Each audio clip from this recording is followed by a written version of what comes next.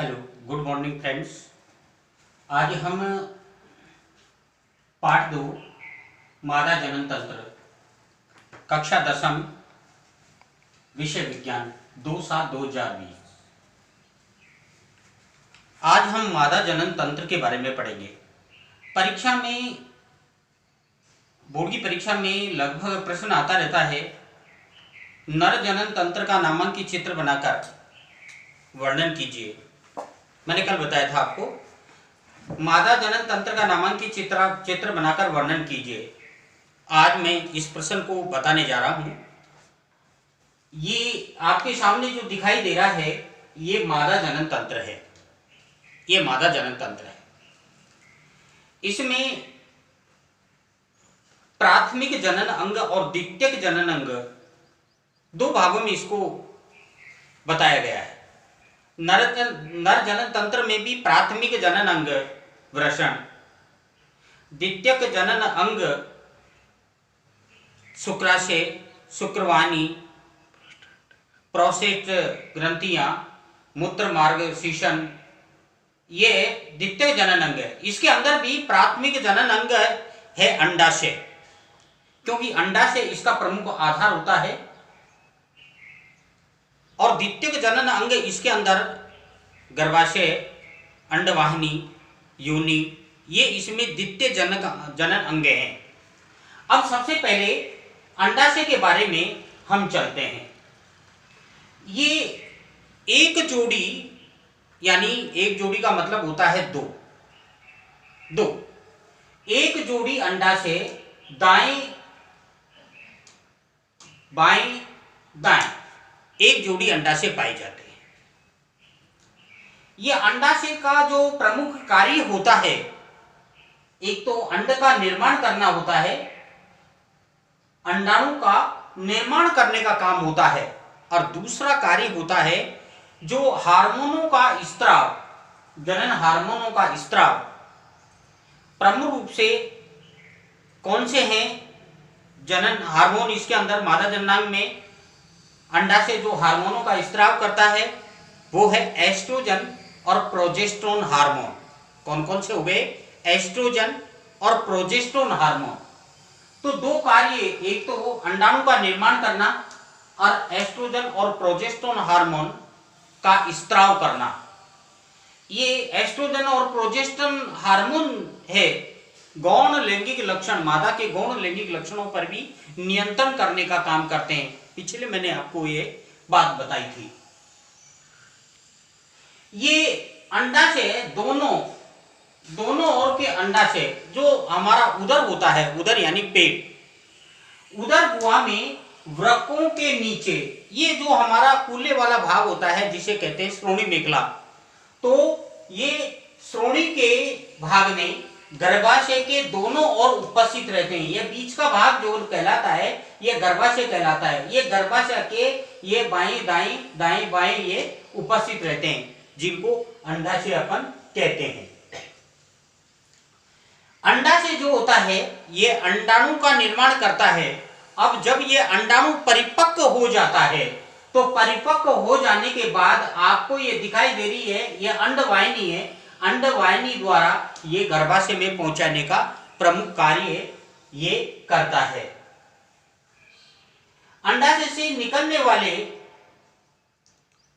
Hormone स्त्रियों में लैंगिक परिवर्तन का काम करते हैं और अंडाणु का निर्माण का प्रमुख रूप से कार्य एस्ट्रोजन और प्रोजेस्टेरोन हार्मोन, ये अंडाणु के निर्माण का काम और लैंगिक परिवर्तन, यानी मैंने कहा ना कि गौण लैंगिक लक्षण, रजोधर्म इत्यादि, इन पर नियंत्रण करने का काम प्रमुख रूप से इनका होता है। अब हम दूसरा देखते हैं, ये अंडाशय हो गया। अंडाशय से निकलने वाली ये दोनों ओर एक जोड़ी ये अंडवाहिनी पाई जाती है। ये अंडवाहिनी पाई जाती है, ये अंडवाहिनी। इसके अंदर ये अंड है, ये अंड इस अंडाशय से ये आगे बढ़ता है। ये देखिए आप, ये अंड है, ये अंड है। एक इधर ये अंडाणु है और इधर ये अंडाणु है, ये अंडाणु। और ये दोनों, और ये क्या है आपको ये दिखाई दे रही है, अंडवाहिनी, एक नलीनुमा संरचना जिसे अंडवाहिनी कहते हैं, ये द्वितीयक जनन अंग है। अंडवाहिनी एक लंबित कुंडलित 10 से 12 सेंटीमीटर की लंबी नलिका का एक ये भाग है जिसे हम दोनों तरफ यानी 10 से 12 सेंटीमीटर लंबी कुंडलित, आपको दिखाई दे रही होगी मुड़ी हुई, इसको अपन कहते हैं कुंडलित। 10 से 12 सेंटीमीटर लंबी कुंडलित संरचना जो पाई जाती है इसे हम क्या कहते हैं? अंडवाहिनी। इसको अंडवाहिनी कहा जाता है। ये गर्भाशय इसके दोनों ओर स्थित रहती है, दाएं बाएं। ये अंडवाहिनी दोनों तरफ पाई जाती है, दाएं बाएं भाग में दोनों तरफ पाई जाती है।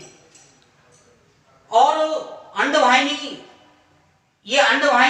का प्रमुख कार्य क्या है कि अंडाशय से अंड को अंडवाहिनी द्वारा गर्भाशय में पहुंचाना होता है। अंडाशय यहाँ निर्माण होता है, इस अंडवाहिनी द्वारा यह अंडाशय कहाँ आता है? गर्भाशय में। गर्भाशय में पहुंचाने का कार्य इस अंडवाहिनी का होता है। और प्रमुख रूप से ये अंडाशय और गर्भाशय से जुड़ी हुई संरचना होती है नलीनुमा कुंडलित नुमा 10 से 12 सेंटीमीटर की लंबी कुंडलित संरचना जिसे हम अंडवाहिनी कहते हैं। अब दूसरा आता है प्रमुख रूप से यह अंडाशय से यह अंडवाहिनी, और ये जो बीच वाला भाग आपको दिखाई दे रहा है यह है गर्भाशय। इसको गर्भाशय कहते हैं। गर्भाशय ये जो पेट है, इसके निचले भाग में, मादा के निचले भाग के अंदर ये गर्भाशय, उदर के निचले वाले भाग में मूत्र थैली तथा मलाशय, यानी मूत्र थैली और मलाशय के मध्य एक खोखला मांसल भाग होता है जिसे हम कहते हैं गर्भाशय। यानी किसके मध्य हो गया? ये हो गया मूत्र थैली और मलाशय के मध्य। मूत्र थैली और मलाशय के मध्य खोखला भाग होता है जिसे हम कहते हैं गर्भाशय। दोनों अंडवाहिनियां संयुक्त होकर एक थैलीनुमा संरचना का निर्माण करती है। ये दोनों अंडवाहिनी, इसका संबंध भी गर्भाशय से, इसका संबंध भी गर्भाशय से, और ये एक थैलीनुमा संरचना का निर्माण करती हैं। इसका ऊपर का भाग आप देख रहे हैं ना, ऊपर का भाग चौड़ा होता है और नीचे का भाग देखिए आप, ऊपर का भाग कितना चौड़ा है, नीचे का भाग कितना सकरा है। तो ऊपर का भाग इसका चौड़ा होता है और नीचे का भाग इसका सकरा होता है, यानी कम चौड़ा होता है। कहने का मतलब ये है। गर्भाशय ये ग्रीवा है, ग्रीवा द्वारा ये किसमें खुलता है? गर्भाशय योनि के अंदर खुलता है। कहां खुलता है? योनि में खुलता है। गर्भाशय में शुक्राणु द्वारा निषेचित अंड स्थापित हो, यानी इसमें देखिए आप, इसके अंदर क्या है कि इस योनि मार्ग से ये क्या है? शुक्राणु है। ये शुक्राणु जो है इस योनि मार्ग के द्वारा ये इसके अंदर गर्भाशय में ये प्रवेश कर जाते हैं। गर्भाशय में ये प्रवेश करते हैं तरल पदार्थ के माध्यम से, ये इसके अंदर प्रवेश कर जाती है, शीशन के माध्यम से इसके अंदर प्रवेश करके ये गर्भाशय में पहुंच जाते हैं। फिर ये अंड से संयोजित होते हैं। कैसे?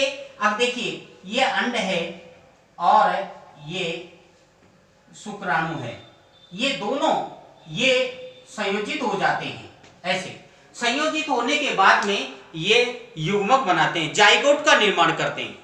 युग्मक यानी भ्रूण में परिवर्तन हो जाता है, इनका भ्रूण में परिवर्तन हो जाता है और ये क्रिया जो होती है अंडवाहिनी में हो जाती है। लेकिन जैसे भ्रूण का परिवर्तन होता है तो ये परिवर्तन इसके गर्भाशय में आ जाता है।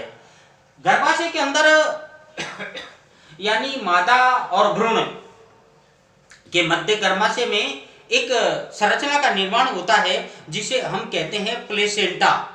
प्लेसेंटा हिंदी में कहते हैं अपरा यानी नाभि रज्जु जिसको कहा जाता है नाभि रज्जु के द्वारा ये भ्रूण जुड़ जाता है। इसका पोषण उत्सर्ग मतलब जो भी सारी क्रियाएं हैं, श्वसन सब इस प्लेसेंटा द्वारा ही संपन्न होती है। और माता के गर्भ में ये भ्रूण 9 महीने तक परिवर्तित होता रहता है। फिर उसके बाद 9 महीने के बाद में ये जो गर्भाशय का मुंह होता है ये खुल जाता है, जिसके कारण से योनि मार्ग से भ्रूण को बाहर निकाल लिया जाता है। ये इसके अंदर इसकी जो भित्ति होती है, आपने देखा होगा कि जैसे जैसे इसमें भ्रूण का परिवर्तन हो जाता है, भ्रूण का परिवर्तन के समय ये गर्भाशय फैलता जाता है। कई बार देखा होगा ना, पेट बहुत मोटा हो जाता है, पहले बिल्कुल पतला रहता है। तो इस प्रकार से जब पूर्ण परिवर्तन हो जाता है तो ये योनि मार्ग से भ्रूण को निकाल लिया जाता है या निकल जाता है। यानी 280 दिन की लगभग ये अवधि होती है इसकी। इसी प्रकार से तो मैं कह रहा था कि गर्भाशय में शुक्राणु द्वारा निषेचित अंड स्थापित हो भ्रूण का विकास करता है। माता व भ्रूण के मध्य स्थापित कड़ी प्लेसेंटा का रोपण गर्भाशय में होता है। ये मैंने आपको ठीक प्रकार से समझा दिया। अब है ये नीचे का भाग, ये योनि, ये नीचे का भाग है, ये योनि कहलाती है, ये योनि। अब इसमें देखिए मैंने आपको बताया कि 4 ही प्रमुख भाग होते हैं, अंडाशय, अंडवाहिनी, गर्भाशय, योनि। अब लास्ट का भाग है इसका ये योनि। ये योनि जो होती है मूत्राशय और मलाशय के मध्य ये 8 से 10 सेंटीमीटर, 8 से 10 सेंटीमीटर लंबी एक नलिका पाई जाती है। लंबी मतलब नलिका क्या, एक नालनुमा संरचना होती है जिसको हम कहते हैं योनि। अब ये जो योनि होती है ये स्त्रियों के अंदर मैथुन के तौर पर यह कार्य करती है। मूत्र का उत्सर्जन का मार्ग भी यही होता है, तो मैथुन के तौर पर यह कार्य करती है। और इसके अंदर रजोधर्म जो एक माह में एक बार होता है उसका स्त्राव भी इसी योनि मार्ग से होता है। और योनि में बैक्टीबेसिलस यानी लैक्टोबेसिलस जीवाणु इसके अंदर पाए जाते हैं। लैक्टोबेसिलस जीवाणु इसमें पाए जाते हैं जो लैक्टिक अम्ल का निर्माण प्रमुख रूप से करते हैं।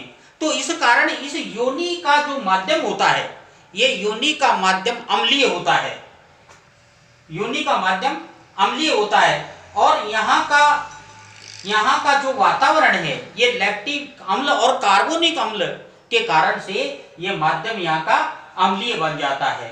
और इसी प्रकार से मैंने मादा जनन तंत्र के बारे में आपको बताया है। आप 1-2 बार पढ़ेंगे, ठीक प्रकार से आपको याद हो जाएगा। अब प्रश्न गृह कार्य में हमको करना है, मादा जनन तंत्र का नामांकित चित्र बनाकर प्रत्येक भाग का वर्णन कीजिए। धन्यवाद।